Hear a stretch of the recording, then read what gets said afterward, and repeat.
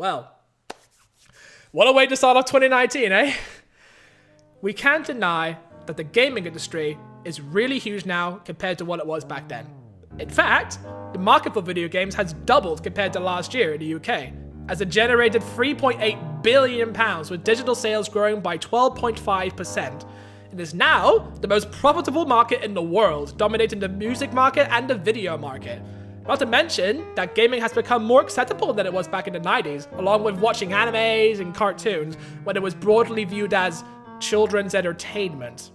Now, they can be enjoyed by teenagers, adults, parents, your seniors, even your grandma could be playing Candy Crush without you knowing.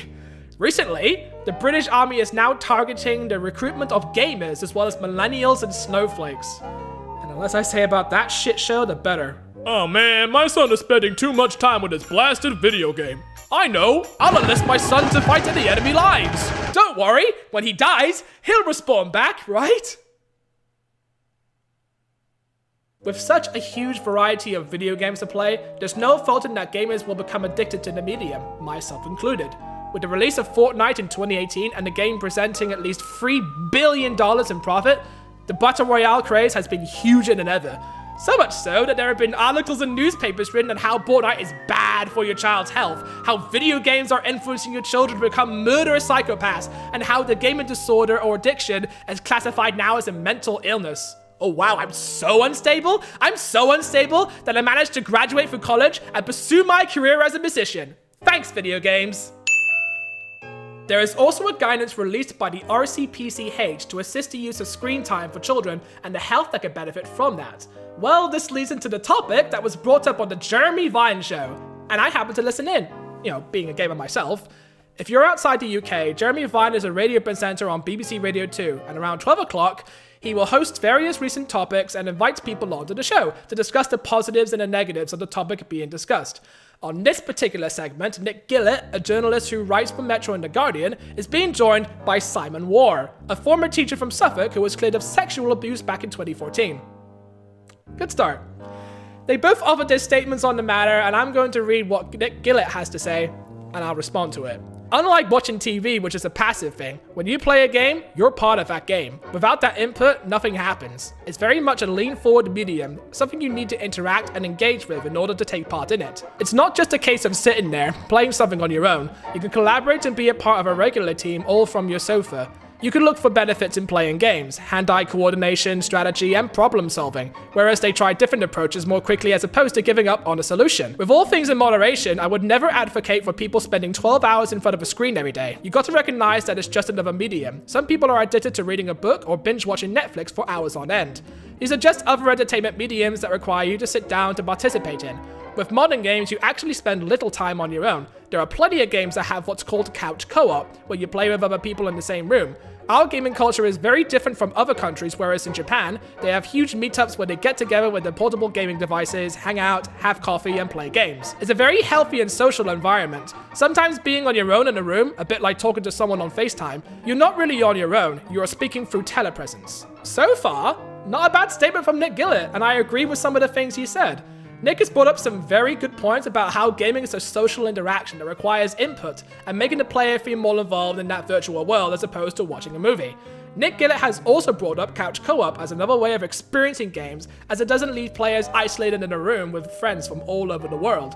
Personally for me, I play games on my own. I love playing single player games, and I can't really play much multiplayer games because my online connection sucks, for the most part, and I don't have much time to spend online with friends, as I have a busy life myself. Well, that tends to happen when you get older. But when we get to what Simon Warr has to say, oh boy, this ain't gonna be pretty. I think that family members are living increasingly isolated lives, and when you play these games last for hours and hours, days upon days. If you add in the social media factor, children are spending more time on their own. I know they're participating with other people in other parts of the country, but it's not quite the same as sitting down having a conversation. Because of this, there's a static way of life, such as sitting on their own, so if we want to talk about hand-eye coordination, why not a game of table tennis? I know so many of my friends who are middle-aged who spend hours on video games. We've got a major problem with youngsters now feeling isolated, depressed, and unhappy. Gaming is the reason for this. They're spending so much time on their own, whether it's gaming or sending messages with friends. Oh my god, Simon, what are you doing? You played Red Dead Redemption 2, haven't you? Yeah, here you are saying that we live our lives in isolation because of fucking video games, even though that's clearly not the case. This is the same guy who doesn't know what fucking couch co-op is. We play video games because we seek another place to escape to. Because guess what? Life fucking sucks. So of course we had to find something to enjoy. There are hundreds of people out there that play games and want to socialize with other people. During my time at school, I had friends who played games on portable devices, and I had a blast playing Tekken on my PlayStation Portable with a friend of mine. Thanks to gaming, I had made new friends online and joined Discord servers to socialize with other people. That's the power of gaming. It connects people. One thing I noticed that you failed to mention is that short games are opposed to games that last for like a few days, or that's how you fucking put it. Short games like browser games, handheld games, indie games, and mobile games. Games that are meant to be played in short bursts. What if some gamers can't play fucking table tennis? I suppose you want to talk to Boogie about that then?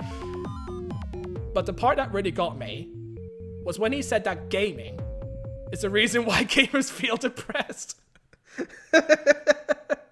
Oh god. Depression Quest, get out of here! This guy's holding the fucking beer. Okay. How does gaming give you depression? Huh? Do you think I'm depressed because I played video games at a young age? Was gaming the only reason why I struggled through school? Because let me tell you from fucking personal experience, it fucking wasn't! We're all victims of bullying at school and being made fun of. Maybe that's the reason why children feel this way.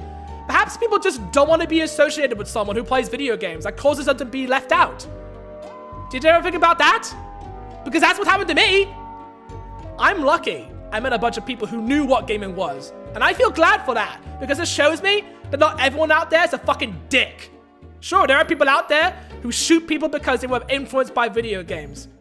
But to me, in my opinion, that's not a video game problem. It's a human problem. Games make us feel angry when we keep losing. Yes, I know that, but they don't make us feel depressed. Games make us feel all other sorts of emotions as well, whether it be the story that grips me or the graphics that accelerate us. I still remember when I see the name Spec Ops The Line, I remember it only because of the story and how it impacted me as a gamer. Games that teach us, and they educate us, and they help us through life struggles.